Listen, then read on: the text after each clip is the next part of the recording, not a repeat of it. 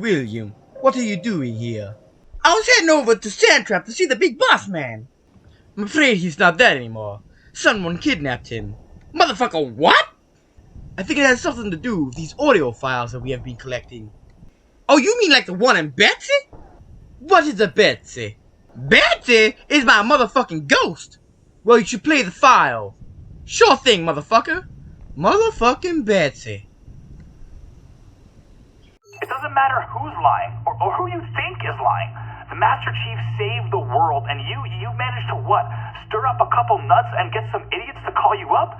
Get real, Zero. Where do you get off? You are a crusader, my friend. Always thought owning in the government We're would not fishy talking about as hell. some detailed response or they release a text. Master Chief single-handedly takes her on multiple occasions. Either the craziest man I've ever heard of in my life, or They've been inundating my inbox with messages like these around the clock for the past 4 days. Voices from all corners of inhabited space, a staggering sample size of factual testimonials, and a deluge of theories in every shape and color imaginable. please just stay safe. Earlier this week, I released the beginning of my story, the hunt for truth about the Master Chief, posing a large, messy question to anyone who might listen. And now, even though I wasn't sure how to process all of it, answers were flooding in.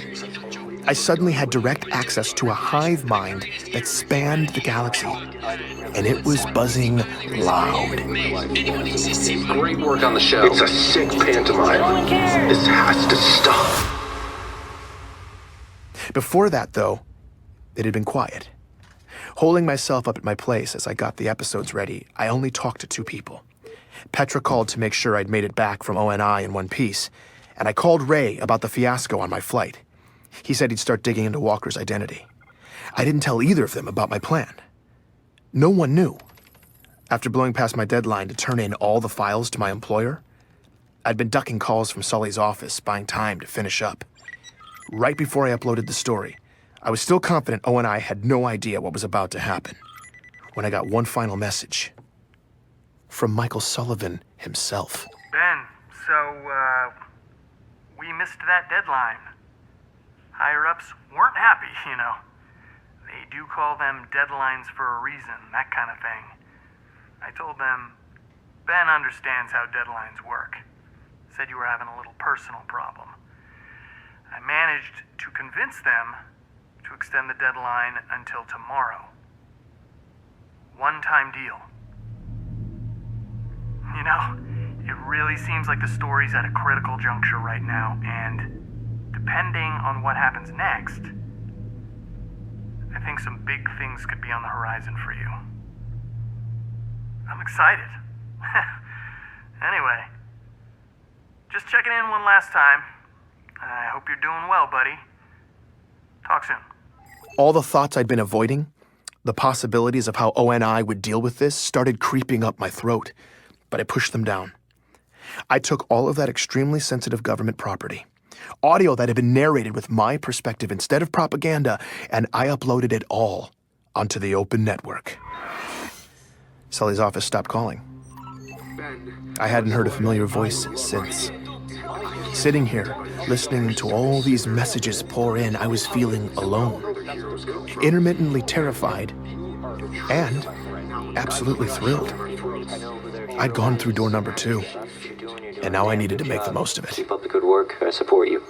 I'm Benjamin Giroux, and this is Hunt the Truth.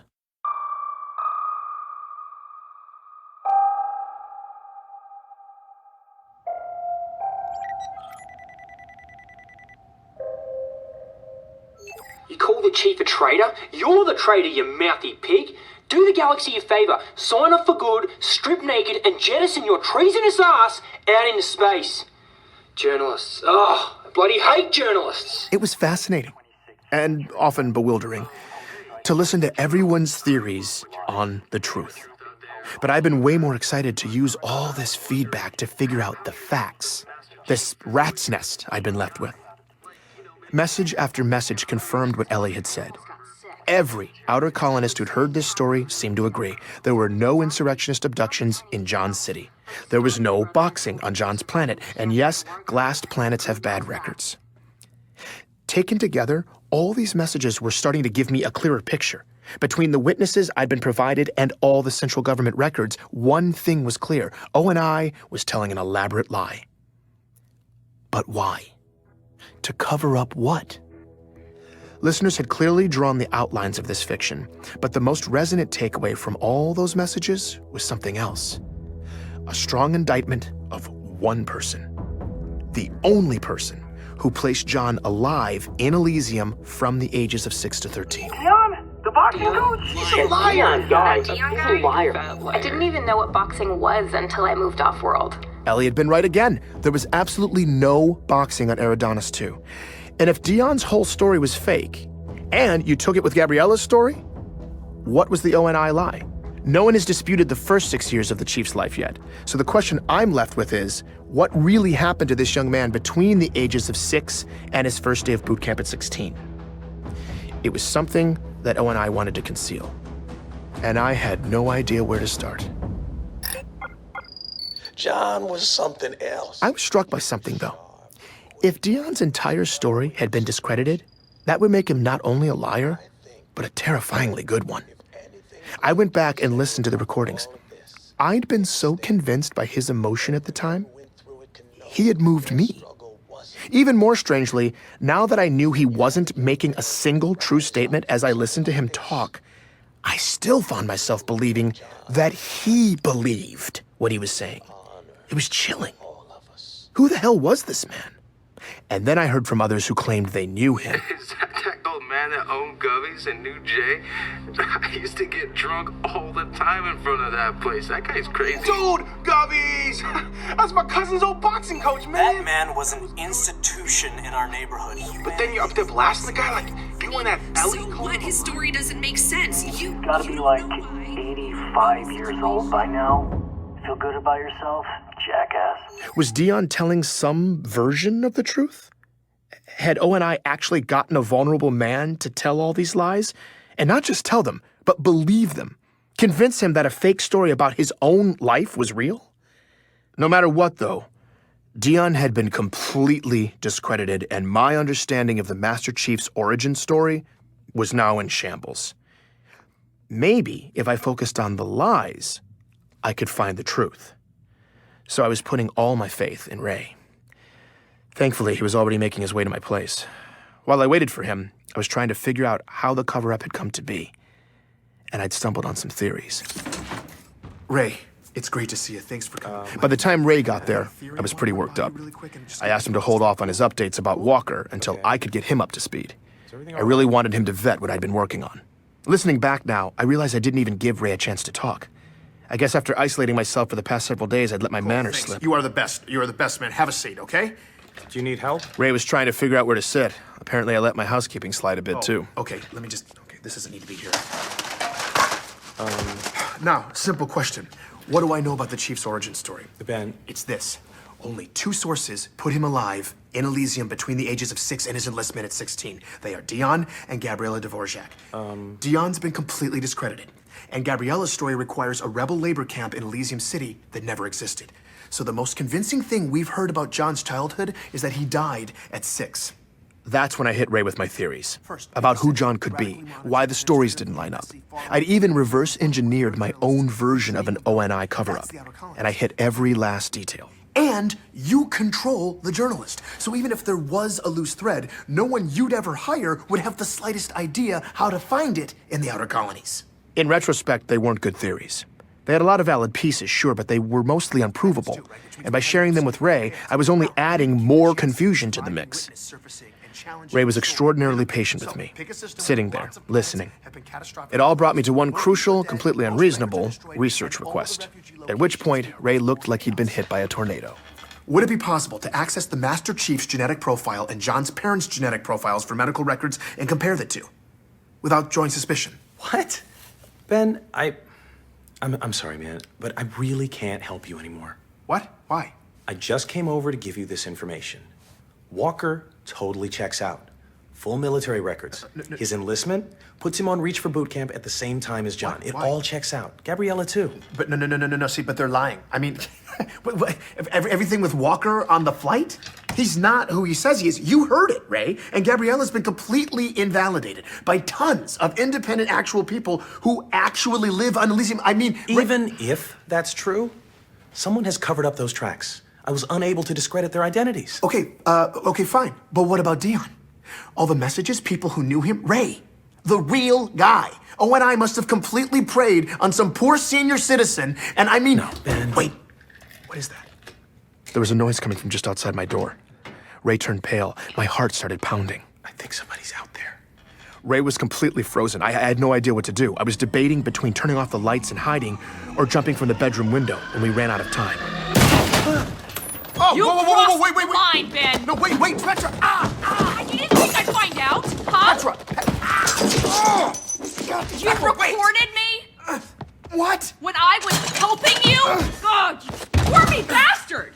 Oh, no, Petra, no, I'm sorry. I didn't even think about it. You didn't even think about it? No, I didn't. I just... So you pointed your... Sit down, Ray. Okay. So basically, you pointed your compad at my face, and you weren't really thinking about it? Now you know, as well as anyone, Ben, that you can use someone's words to destroy them. In that way, isn't your compad kind of like a gun? Oh, wait, I have a gun. Okay, it's right under my jacket. What would you think if I took it out and pointed it at your face? Please don't. Would you want me to be concerned about what I did with it? Yes, but Petra... But what if I'm not? Ben? Maybe I'm just not really thinking about it. I don't really know. Maybe I put it away.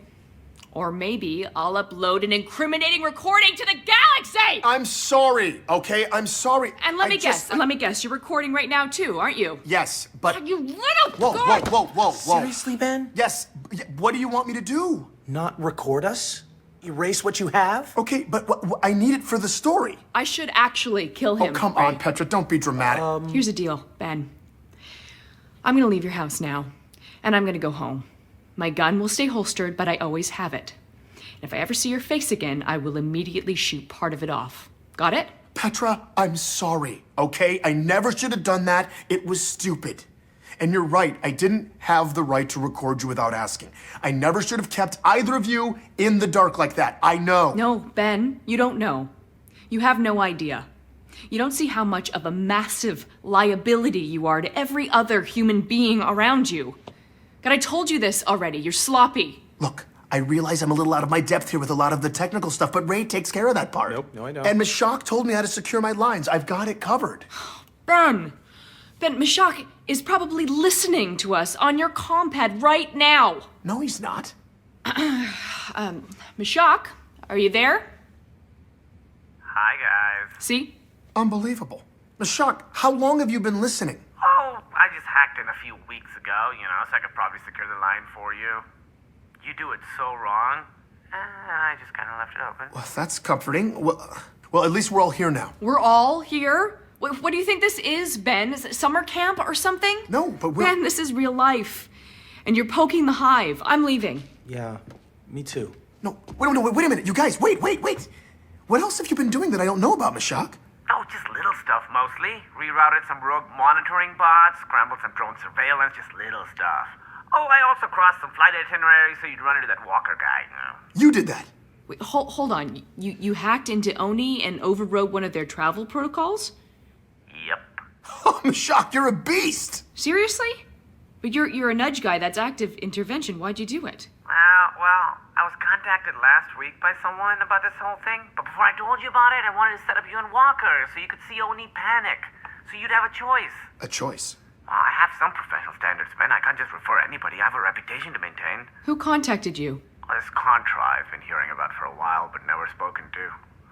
Pharaoh? Pharaoh? Who's Pharaoh? Okay, well, that's definitely my cue to get as far away from you guys as possible. Good luck with your whatever this is. Right. Petra, come on. Who's Pharaoh? No, you don't understand. This was already a mess, and now you have no idea. Okay, right now, at this moment, everyone in this room has a chance to walk away and cut ties. Even you, Ben. Just stop. But what if Pharaoh can help expose what they did to Dion? We don't know yet, okay? It's just... Ben, I'm leaving. I can't be here.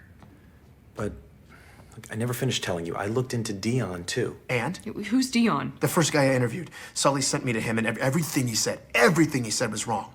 But, like I said, Ray, I found out from multiple sources that he was a real guy. So it's... Yeah, he was. What? Ben, Dion died 7 years ago. What do you mean? I don't know who you were talking to in that interview, but the boxing coach he was pretending to be is dead. That was a smoking gun. Dion had been a person to me, right in front of me, a real person. This wasn't possible. I was stunned. I hardly noticed when Ray bowed out and left. Do what you want with the recording, man. Thanks, Ray. They constructed him. Who was I talking to? I don't know. Well, what should I do? Find the proof. No, Ben. No, it's fine. Petra, you should go too. You're right. You can cut ties. I totally get it. And I'll erase this recording too, okay? I promise I won't... Keep the recording, Ben. Petra left, and I totally understood. This wasn't her problem. Or Ray's either. It never should have been. So, what's happening now? I need to speak to Pharaoh. How do I get in touch with him? Actually, don't worry. She's about to get in touch with you. Please join me for the next episode of Hunt the Truth.